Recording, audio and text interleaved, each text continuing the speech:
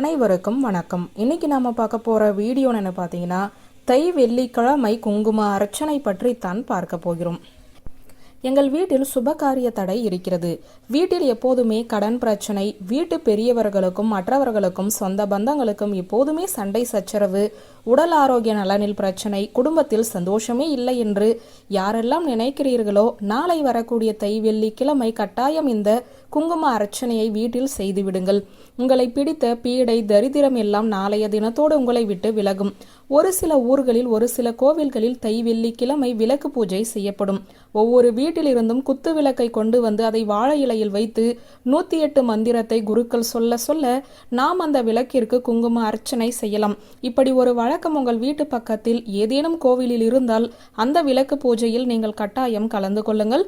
இந்த விளக்கு பூஜையை செய்பவர்களுடைய வீடு சுபிட்சம் பெறும் என்பது நம்பிக்கை.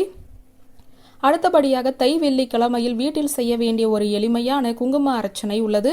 உங்கள் வீட்டில் மகாலட்சுமியின் திருவுருவ படத்திற்கு முன்பாக இந்த அர்ச்சனையை செய்யலாம். காமாட்சி அம்மன் விளக்குக்கு இந்த அர்ச்சனையை செய்யலாம்.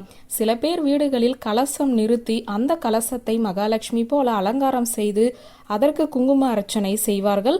சில பேர் குத்து விளக்கை மகாலட்சுமி போல அலங்காரம் செய்து அதற்கு குங்கும அர்ச்சனை செய்வார்கள். இவ்வளவு தூரம் உங்களால் வேலை செய்ய முடியாது என்றால் உங்கள் வீட்டில் இருக்கும் மகாலட்சுமியின் திருவுருவ படத்திற்கு மல்லிகை பூ வைத்து மகாலட்சுமியின் பாதத்தில் ஒரு வெற்றிலை வைத்து விடுங்கள். மகாலட்சுமி அஷ்டோத்திரம், கனகதாரா சோஸ்திரம் ஏதாவது ஒரு பாடலை வீட்டில் ஒலிக்க விடுங்கள். அந்த பாடல் பாடும்போதே உங்களுடைய மனதிற்குள் மகாலட்சுமி தாயே போற்றி போற்றி என்ற மந்திரத்தை சொல்லி குங்குமத்தை எடுத்து அந்த வெற்றிலையில் போட்டு அர்ச்சனை செய்து கொள்ளுங்கள். நல்ல தாழம்பு குங்குமம் வாங்கி இந்த அர்ச்சனை செய்து இந்த குங்குமத்தை சேகரித்து ஒரு டப்பாவில் போட்டு தினமும் நெற்றியில் இட்டு வந்தால் உங்களுடைய வீட்டில் இருக்கும் அத்தனை கஷ்டமும் விலகும். வீட்டில் யார் மூத்தவர்களாக இருக்கிறார்களோ அந்த பெண்ணின் கையால் இந்த குங்கும அர்ச்சனையை செய்யலாம்.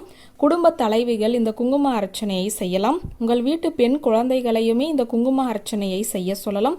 இப்படி அர்ச்சனை செய்த குங்குமத்தை உங்களுடைய சொந்த பந்தங்களுக்கும் நீங்கள் கொடுக்கலாம், தவறு கிடையாது.